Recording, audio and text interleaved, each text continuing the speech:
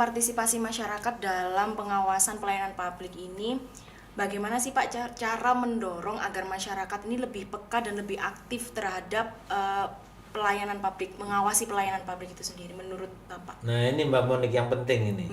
Jadi sebenarnya Ombudsman itu selalu membuka diri ya. Dan kita hampir seluruh pemerintahan kabupaten kota di Indonesia ini sudah menjalin kerjasama, demikian juga pemerintahan provinsi, kementerian dan sebagainya.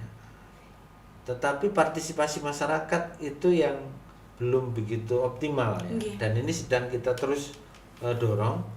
Di antara yang kita lakukan adalah kita membentuk namanya Sahabat Ombudsman.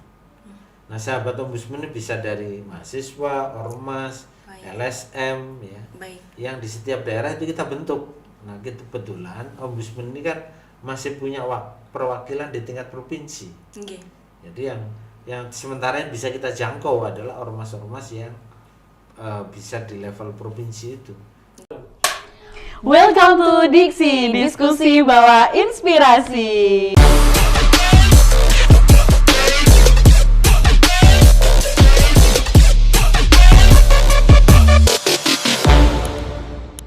Welcome to Diksi, diskusi bawa inspirasi. Hai teman-teman Leptisian di luar sana, apa kabar? Semoga teman-teman dalam keadaan sehat dan baik selalu. Jumpa lagi dengan aku, Cindy Monik, yang akan memandu jalannya podcast Diksi kita pada hari ini. Oke teman-teman, di episode kali ini adalah episode yang sangat spesial karena kita menghadirkan narasumber yang memang beliau adalah tokoh di tataran pemerintahan Republik Indonesia. Mungkin teman-teman ada yang pernah dengar tentang Ombudsman atau belum ada yang pernah dengar atau sudah tahu tapi tidak terlalu paham dengan apa itu Ombudsman. Nah, hari ini kita akan membahas tuntas dan mengupas segala hal terkait dengan Ombudsman Republik Indonesia. Nah, langsung saja nggak usah lama-lama, kita panggil Ketua Ombudsman Republik Indonesia, Bapak Associate Profesor Muhammad Najih, SH MHum PhD. Terima kasih. Selamat pagi. Selamat pagi Bapak. Assalamualaikum, salam sehat selalu. Bapak. Bapak mungkin kan tak kenal maka tak sayang ya Pak ya. Jadi Bapak bisa memperkenalkan diri kepada teman-teman di luar sana Pak. Monggo.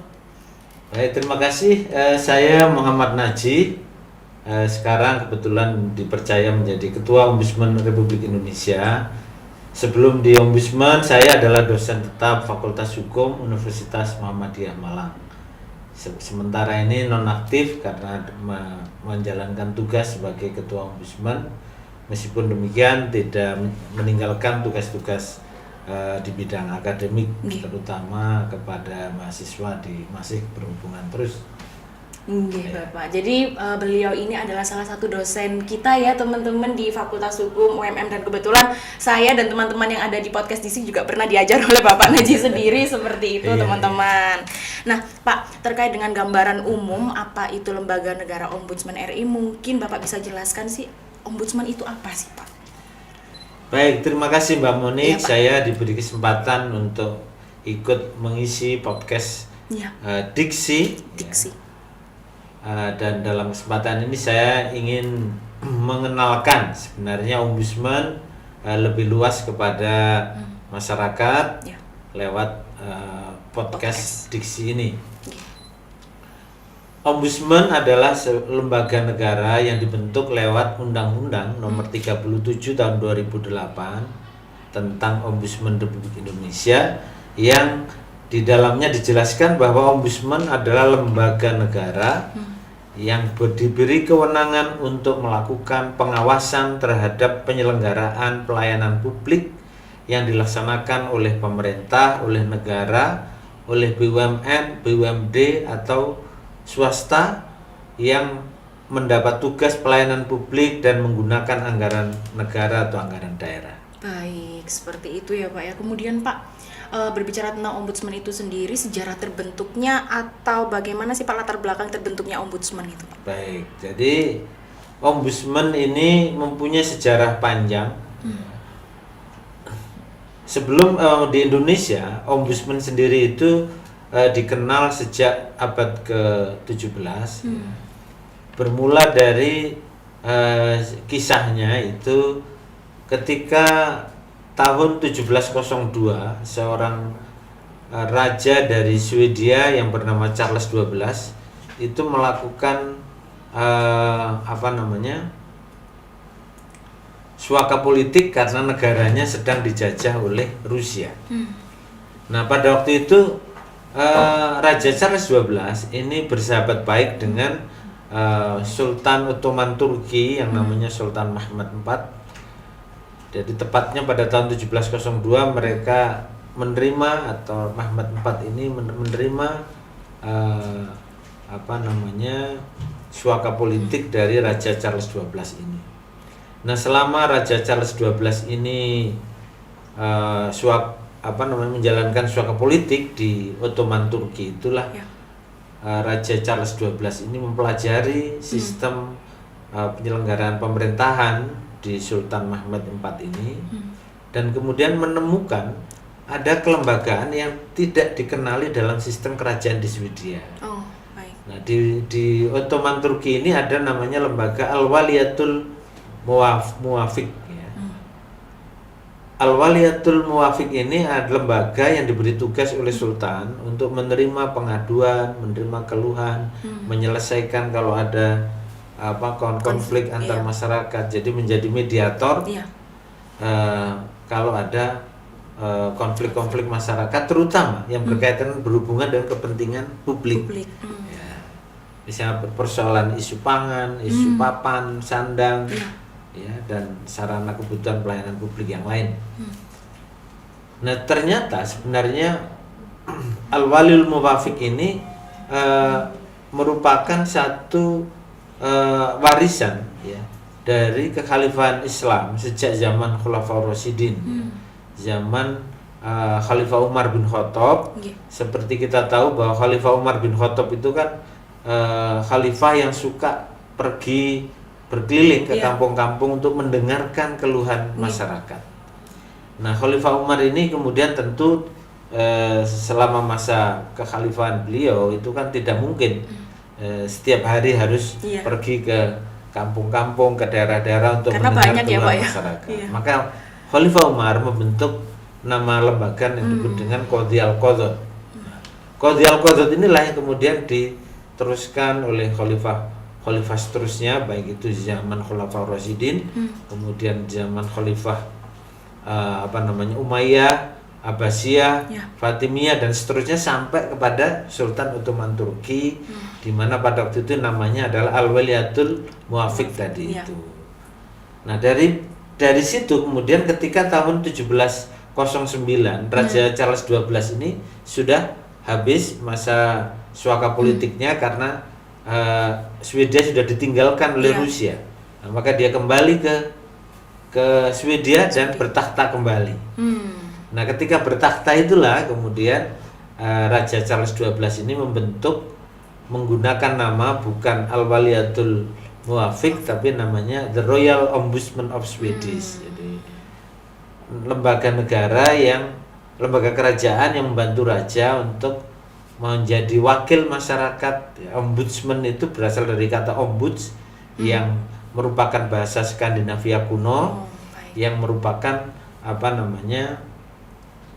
artinya adalah wali atau wakil dari kerajaan yang bertemu dengan masyarakat untuk tadi menyelesaikan pengaduan-pengaduan tadi itu. Nah, atas dasar itulah kemudian Swedia ini menjadi negara yang aspek pemerintahannya baik, sangat bersih, good governance, sehingga Swedia ini sampai sekarang termasuk negara yang korupsinya sangat rendah. Nah, atas inspirasi itulah kemudian pada tahun 2000 Gus Dur ketika memimpin negara kita menjadi presiden, kemudian membentuk yang namanya Komisi Ombudsman Nasional berdasarkan Kepres nomor 44 tahun 2000. Kemudian pada tahun 2001 lahirlah TAP MPR nomor 8. TAP MPR 2001 ini memandatkan bahwa ombudsman, selain ombudsman juga ada Mahkamah Konstitusi, Komisi Yudisial, KPK, dan lembaga-lembaga yang lain supaya dibentuk. Nah, atas dasar itulah kemudian ada inisiatif untuk membentuk ombudsman ini berpindah dari Komisi Ombudsman Nasional menjadi Ombudsman Republik Indonesia berdasarkan Undang-Undang Nomor 37 Tahun 2008. Oke. Jadi berubah dari Komisi Nasional menjadi Ombudsman Republik Indonesia. Baik. Itu sejarahnya. Ya, Jadi, ya Pak. Jadi sampai bisa ada di Indonesia itu sendiri ya Pak ya. Iya. Baik Pak, kalau di Indonesia kan berarti kan Ombudsman ini adalah salah satu lembaga yang menampung pengaduan masyarakat di bidang pelayanan publik ya Pak ya. Betul. Nah terkait dengan bagaimana lalu kemudian proses dari pengaduan masyarakat itu agar bisa diterima Pak di Ombudsman. Baik. Seperti itu. Apakah ada syarat-syarat tertentunya Pak? Baik. Jadi sebagaimana yang tadi sudah saya jelaskan bahwa Ombudsman ini dibentuk sebagai lembaga penerima pengaduan tentang pelayanan publik. Ya. Tentu Ombudsman memiliki tugas utama yang di dalam Undang-Undang Pasal 6, Pasal 7, Pasal 8 Undang-Undang 37 di sana disebutkan bahwa Undang-Undang Ombudsman punya kewenangan sekurangnya dua garis besarnya ya. Yang pertama menerima pengaduan masyarakat dan menyelesaikan. Yang kedua melakukan pencegahan maladministrasi. Nah, apa yang dilaporkan masyarakat ke Ombudsman yaitu adanya dugaan maladministrasi dalam pelayanan publik. Nah, apa itu syarat yang ditentukan supaya masyarakat boleh diterima melaporkan? Pertama, pelapor masyarakat itu haruslah orang yang mengalami langsung ya, Betul. dari pelayanan publik yang mengalami maladministrasi. Berarti yang berdampak langsung ya Iya, Pak ya? yang dirasakan Baik. langsung oleh. Iya. Nah, tapi ketika melapor dia boleh menunjuk wakilnya, wali atau kuasa. Oh Boleh. baik. Umpama dia masih anak-anak atau defabel atau itu boleh menunjuk kuasa. Oke. Nah, kuasa itu tidak harus lawyer. Iya. Nah, tapi kecenderungan adalah orang-orang yang mengerti hukum. Baik. Lawyer banyak juga yang menjadi wakil kuasa dari pelapor yang ke Ombudsman. Baik. Nah, syarat yang pertama itu, yang kedua dibuktikan dengan tentu identitas ya. Ya. Misalnya tanda pengenal lewat KTP atau mungkin SIM atau paspor gitu ya. Nah, kemudian selain itu bahwa apa yang dialami itu memang berdampak langsung kepada dirinya terhadap pelayanan itu yang dia mengalami hambatan. Contohnya misalnya ada warga masyarakat yang sedang mengurus izin pendirian bangunan rumah umpamanya. Nah, kemudian di pihak perizinan sudah syarat dipenuhi, Dilengkapi. kemudian waktunya mestinya sudah terbit belum terbit sehingga masyarakat ini terhambat untuk bisa membangun rumah gitu. Nah, kecenderungan kita ini kan kadang izin belakangan bangun duluan misalnya. Nah, itu yang Pak. Iya. yang sebenarnya kita harapkan tidak terjadi seperti itu gitu ya. Jadi kemudian ada hambatan umpamanya ya. Kemudian dia sudah komplain ke perizinan tidak dilayani. Tidak ada kejelasan bahwa kapan harus selesai izin mendirikan bangunan itu.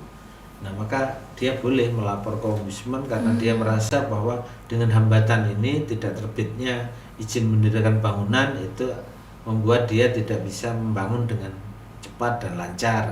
Ya, dia mengalami kerugian. Misalnya rumahnya dia target bulan Oktober ditempati, akhirnya baru bulan Desember atau bulan Januari misalnya. Sementara dia masih harus ngontrak rumah. Nah, itu contoh kerugian yang bisa dialami oleh masyarakat contohnya. Dan banyak aspek-aspek yang lain yang bisa dirasakan oleh masyarakat. Nah, selain itu, masalah yang harus dilaporkan ke Ombudsman itu adalah bukan isu yang sudah diperiksa oleh pengadilan. Jadi bukan sedang digugat di pengadilan terus atau dilaporkan sedang, ke itu nggak boleh. Iya. Karena Ombudsman tidak boleh mencampuri urusan proses peradilan ketika suatu laporan disampaikan ke Ombudsman. Yang ketiga, selain tidak merupakan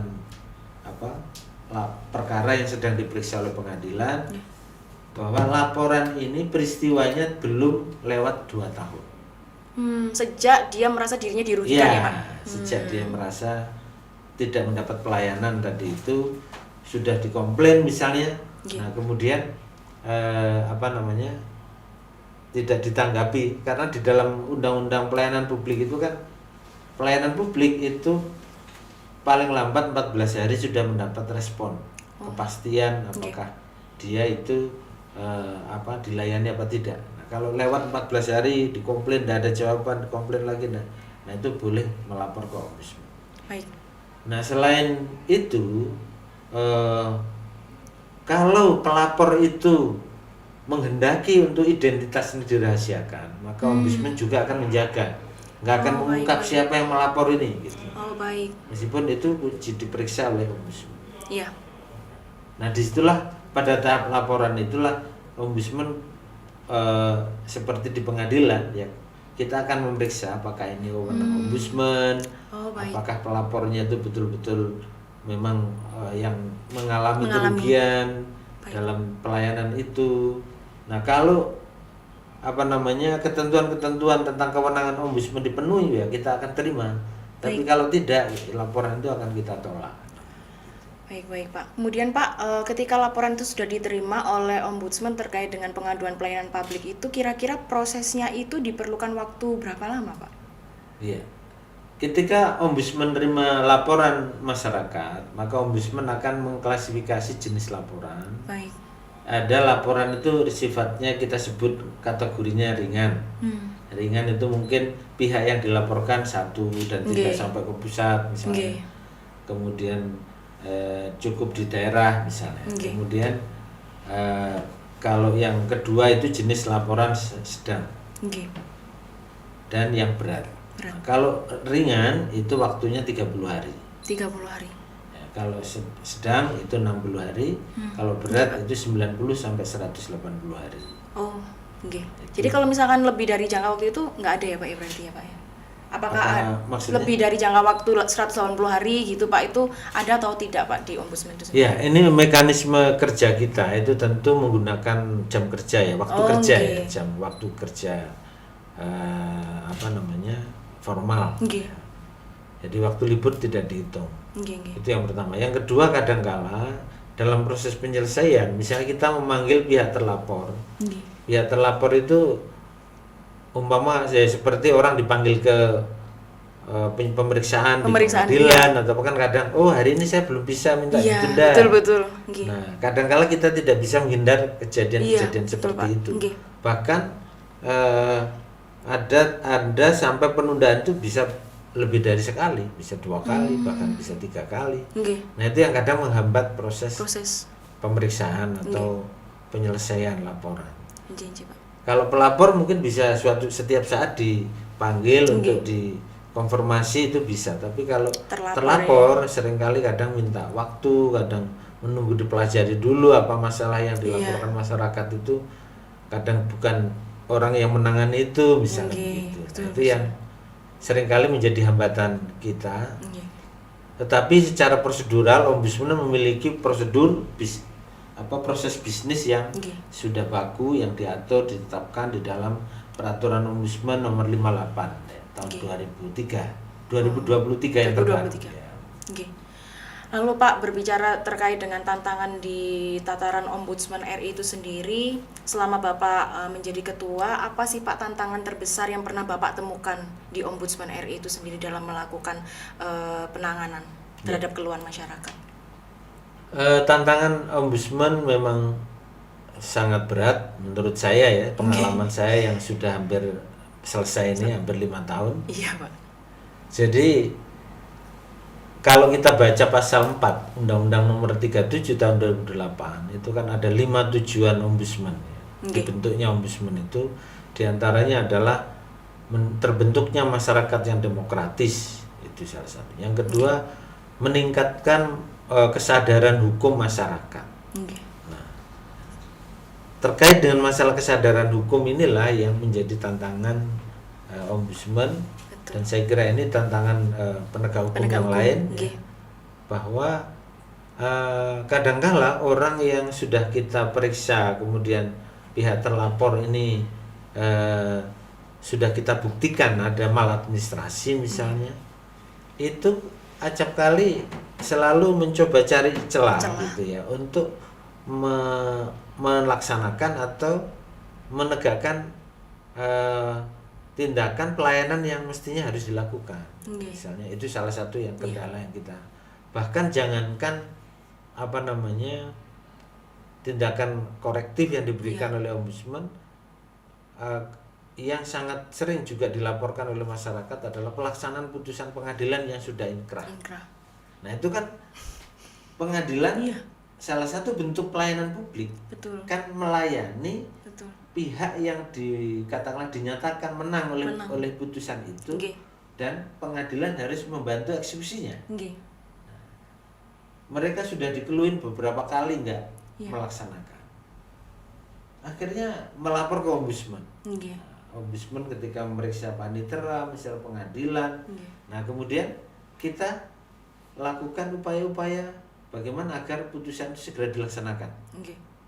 Ternyata juga seringkali ada banyak hambatan, bahkan itu oleh penyelenggara pemerintahan ataupun negara sendiri, bahwa misalnya ada kasus di dalam pengalaman saya tentang pelaksanaan putusan yang sudah inkrah oleh Kementerian Keuangan atau oleh sebuah provinsi, pemerintahan provinsi. Nah mereka berargumen bahwa putusan pengadilan itu ada masalah sehingga nggak bisa dilaksanakan. Ada lagi putusan itu tidak bisa dilaksanakan Pak karena kami harus menunggu perencanaan anggaran di daerah, harus setuju DPR. Padahal kalau sudah ada putusan dan itu BPK juga sudah memberikan satu penjelasan bahwa kalau sudah ada putusan pengadilan itu sudah bisa digunakan untuk mengambil kebijakan putusan.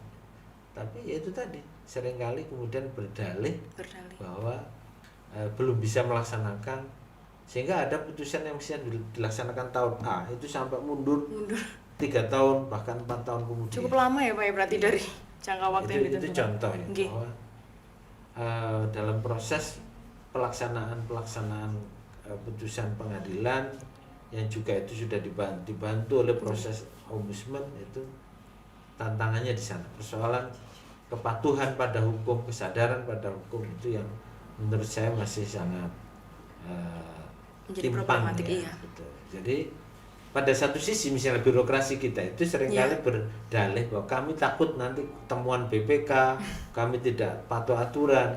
Padahal di aturan sudah jelas bahwa kalau melaksanakan putusan pengadilan itu boleh. Nah, misalnya begitu. Itu salah satu contoh ya. Belum lagi kendala yang lain. Nah itu secara eksternal, ya. Artinya dalam konteks pelaksanaan hasil-hasil pengawasan ombudsman seringkali kita mengalami hambatan di eksternal seperti itu. Tetapi secara internal kita juga punya hambatan bahwa kami ombudsman ini yang dibentuk sudah hampir 25 tahun, itu secara kelembagaan kita masih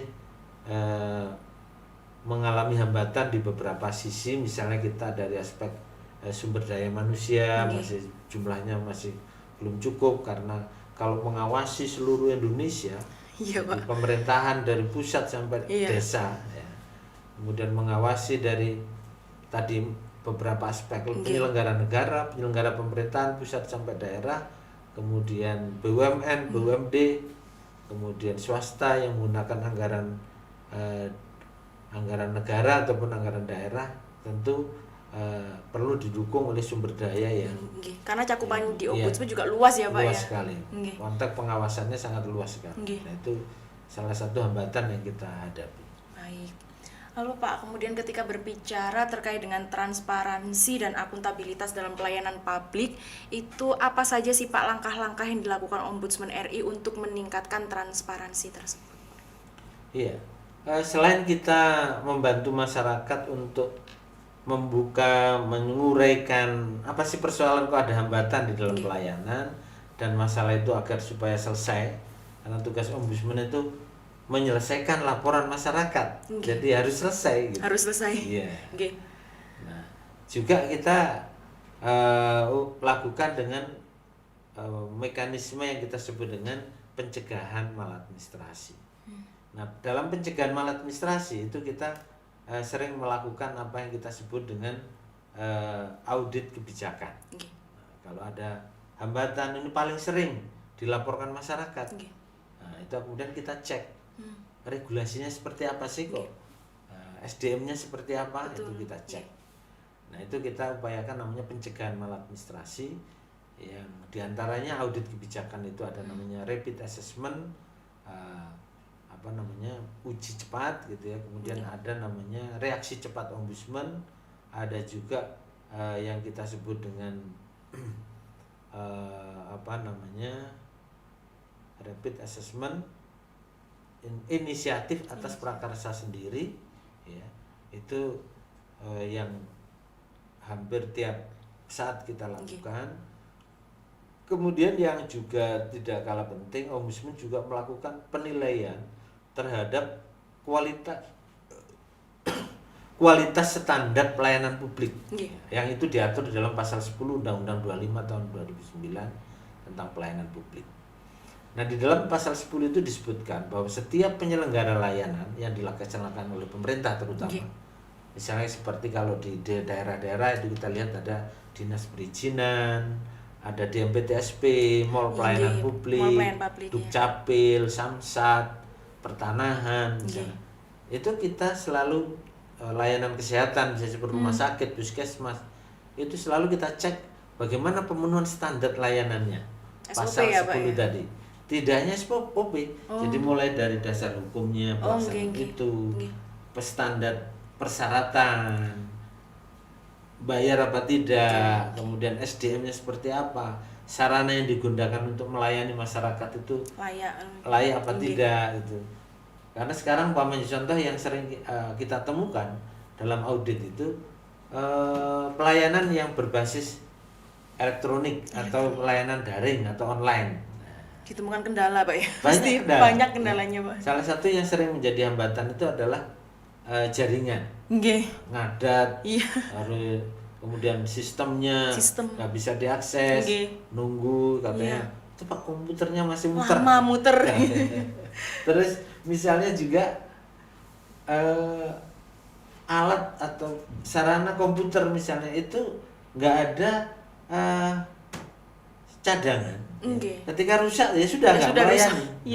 Kalau mestinya kan itu harus ada perencanaan bahwa usia komputer ini berapa yang harus segera diganti, atau mungkin disiapkan cadangan kalau ini ngadat harus segera supaya pelayanan nggak macet. Nah, itu yang kita nilai, kita cek tiap tahun ke pemerintahan di daerah itu ada beberapa dinas, dan hasilnya kita akan berikan rapot kepada pemerintahan daerah itu. Ada kalau yang kepatuhan pada standar itu rendah, kita beri rapot merah. Kalau dia standarnya sedang, masih belum dipenuhi semua dan masuk kategori sedang, itu kita beri rapot kuning. Tapi kalau dia sudah memenuhi standarnya, kita beri rapot hijau. Nah, itu salah satu aktivitas, dan itu menjadi salah satu program prioritas nasional yang bersama Bappenas kita laksanakan sebagai upaya untuk meningkatkan standar pelayanan publik di pemerintahan. Nah, lazimnya Pak, ketika memang ditemukan di lapangan bahwa ternyata ada kendala di lembaga tersebut, kemudian harus diperbaiki. Contoh katakanlah tadi mendapatkan rapot merah gitu ya Pak. Nah, itu apakah ada jangka waktu Pak? Setidak-tidaknya Anda harus membenahi pelayanan Anda selama berapa lama seperti itu Pak? Jadi ombudsman itu ketika memberikan rapot, itu selalu di situ ada rekomendasinya. Tindakan apa yang harus dilakukan dalam jangka 1 tahun ini, agar nanti ketika waktunya dinilai tahun depan ada perubahan. Bahkan kita monitoring itu apakah saran-saran perbaikan ombudsman ini dipenuhi apa tidak. Misalnya, wah ini komputernya harus diganti, ini SDM-nya harus di training lagi, ini fasilitas untuk masyarakat masih sangat minim misalnya, seperti untuk sarana disabilitas, tempat duduk, ruang yang nyaman misalnya. Nah, itu perlu terus kita kontrol agar pemerintahan di daerah maupun di pusat itu memenuhi standar layanan tadi. Baik. Kemudian Pak, terkait dengan partisipasi masyarakat dalam pengawasan pelayanan publik ini, bagaimana sih Pak cara mendorong agar masyarakat ini lebih peka dan lebih aktif terhadap pelayanan publik, mengawasi pelayanan publik itu sendiri menurut Bapak? Nah ini Mbak Monik yang penting ini. Jadi sebenarnya ombudsman itu selalu membuka diri ya. Dan kita hampir seluruh pemerintahan kabupaten kota di Indonesia ini sudah menjalin kerjasama, demikian juga pemerintahan provinsi, kementerian dan sebagainya. Tetapi partisipasi masyarakat itu yang belum begitu optimal ya. Dan ini sedang kita terus dorong. Di antara yang kita lakukan adalah kita membentuk namanya Sahabat Ombudsman. Nah, Sahabat Ombudsman ini bisa dari mahasiswa, ormas, LSM ya. Yang di setiap daerah itu kita bentuk. Nah, kebetulan Ombudsman ini kan masih punya perwakilan di tingkat provinsi. Jadi yang sementara yang bisa kita jangkau adalah ormas-ormas yang bisa di level provinsi itu. Termasuk LSM-nya. Tapi di tingkat daerah pun kita terus dorong agar itu bisa kita bentuk.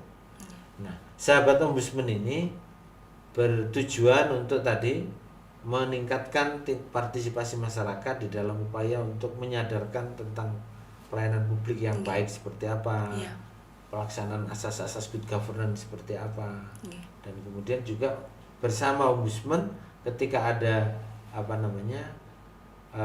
pengaduan-pengaduan masyarakat bisa membantu kita agar penyelesaiannya bisa lebih cepat. Itu upaya-upaya yang kita lakukan untuk menggali terus partisipasi masyarakat. Nah, harapan kami juga untuk di kalangan mahasiswa misalnya, saya kira mahasiswa itu di kampus-kampus perlu membentuk semacam unit kegiatan mahasiswa pemerhati pelayanan publik misalnya, atau pemantau pelayanan publik.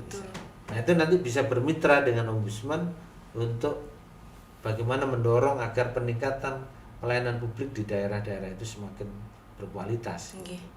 Berarti di era digital seperti ini sebenarnya inovasi dari Ombudsman itu beragam ya Pak ya, salah satunya tadi dengan Sahabat Ombudsman.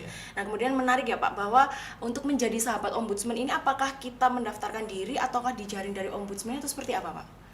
Iya, masyarakat bisa datang ke Ombudsman, bisa ke kantor-kantor perwakilan, bisa juga ketika Ombudsman ini punya aktivitas di daerah-daerah, kemudian melakukan perjumpaan-perjumpaan gitu ya. Terutama kalau yang saya himbau dan sudah dilakukan di beberapa daerah itu adalah kerjasama yang sudah dijalin itu kemudian kita tingkatkan, misalnya adakan pelatihan tentang pengawasan pelayanan publik, kemudian dibentuk komunitas di situ. Nah, kemudian kalau ada mahasiswa kepentingannya adalah untuk magang, untuk penelitian, untuk pengabdian kalau dosen dan sebagainya. Baik Pak. Oke Pak, ini ada pertanyaan Pak dari beberapa mahasiswa mungkin atau orang-orang yang sedang menonton podcast kita. Mungkin bisa ditampilkan admin untuk menampilkan question box pada hari ini. Nah, ini pertanyaan dari Nur Amalina Putri. Bagaimana harapan Ombudsman RI terkait masa depan pelayanan publik di Indonesia, Pak? Pelayanan publik itu tidak akan berjalan kalau partisipasi masyarakat itu tidak aktif. Ya. Karena kehadiran penyelenggaraan pelayanan publik itu kan ingin melayani masyarakat. Nah, tapi kalau masyarakat tidak mengoptimalkan dengan proaktif, dengan ikut memberikan masukan, maka ke depan kualitas pelayanan itu juga tidak otomatis bisa memperbaikinya sendiri, tanpa ada keluhan masyarakat, tanpa ada penilaian masyarakat. Nah, disitulah sebenarnya yang kita ingin ada mitra strategis bersama masyarakat. Ombudsman akan terus membantu penyelenggara layanan itu untuk ada kemauan dan ada strategi dan perencanaan yang baik agar pelayanan itu terus bisa ditingkatkan.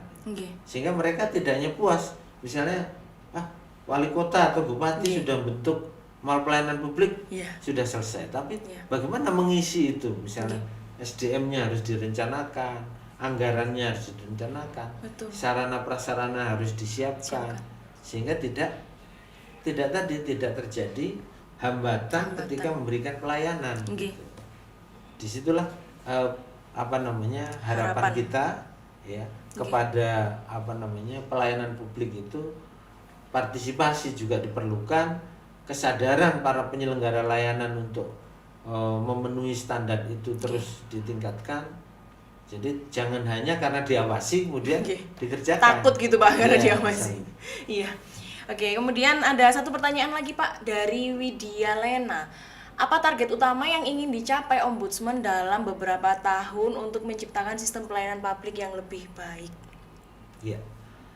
Jadi pertama yang kita harapkan nanti adalah adanya perbaikan di dalam perubahan undang-undang, terutama Undang-Undang Pelayanan Publik, Undang-Undang Nomor 25 Tahun 2009, dan yang kedua tentu Undang-Undang Ombudsman sendiri.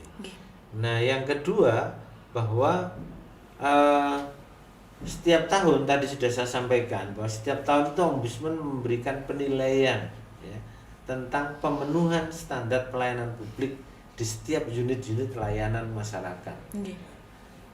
Nah, kita harapkan bahwa perbaikan itu jangan hanya atas dasar karena ada penilaian, gitu. Tapi ini sebagai sesuatu komitmen, ya, konsekuensi dari pelaksanaan tugas bahwa unit-unit pemerintahan yang dibentuk seperti dinas dukcapil, umpamanya puskesmas itu dibentuk itu kan untuk melayani masyarakat. Betul. Bukan untuk saya bangun puskesmas ini untuk bisa dokter supaya ada tempat kerja, bukan. Supaya ada bidan perawat di tempat kerja. Iya. Tapi itu dibentuk kan untuk memenuhi kebutuhan masyarakat. Kalau nggak ada masyarakat kan nggak ada puskesmas. Betul kan? Pak. Nggak ada sekolah kalau nggak ada masyarakat. Iya betul.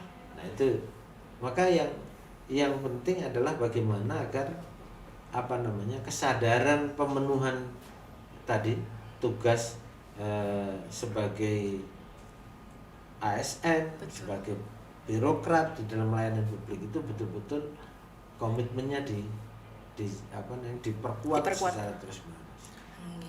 Baik, terima kasih Bapak Naji atas kehadirannya di podcast Diksi kita pada hari ini. Ini suatu kehormatan bagi kami di Fakultas Hukum UMM bisa berbincang langsung dengan Ketua Ombudsman RI. Oke teman-teman, sampailah kita di penghujung acara podcast Diksi kita pada hari ini. Sampai jumpa di episode berikutnya dan jangan lupa subscribe dan like atau komen di channel YouTube kami. Assalamualaikum warahmatullahi wabarakatuh. Sampai bertemu lagi. Sampai bertemu lagi.